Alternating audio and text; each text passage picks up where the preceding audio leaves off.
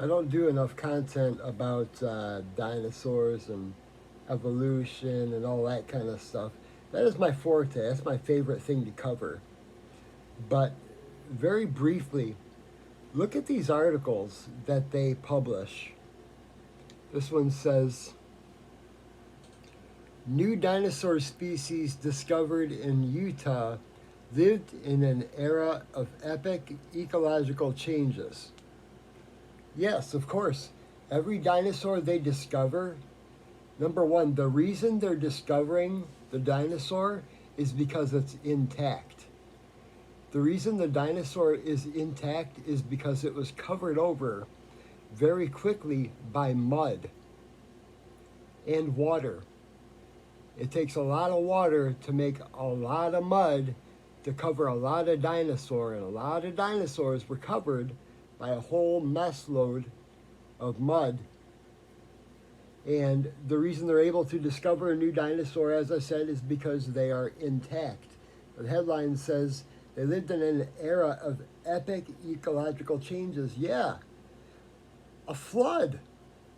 I'd call that epic ecological changes.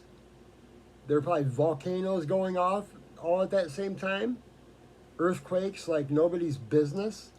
The Earth's crust at that time would have been like a waterbed, shifting and reshaping like for a year straight. That's what Genesis says. I imagine that a waterbed that big is going to ripple for a long, long time. As a matter of fact, speaking of a long, long time, the story of that flood is going to ripple for a long, long time as well.